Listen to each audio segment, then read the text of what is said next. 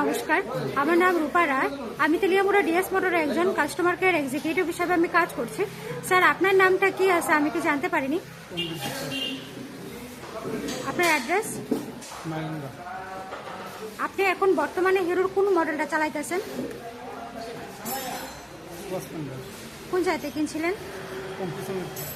কতদিন হয়েছে? আজকে কোন জায়গাতে আইছেন?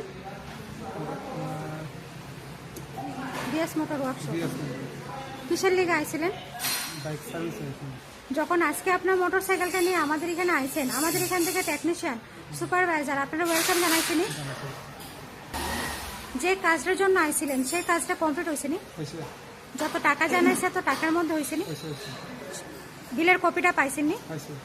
আমাদের এখানে আসার পরে আপনার একটা খাওয়ার একটা কুপন দিস তো পাইছেননি?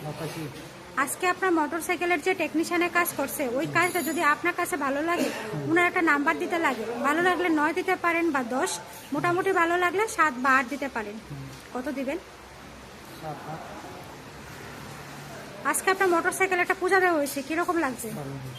যদি ভালো লাগে তো বন্ধু বান্ধব বা আত্মীয় স্বজনের কাছে জানাইবেননি ডিএস মোটর থেকে নতুন সাইকেল কেনার লেগা।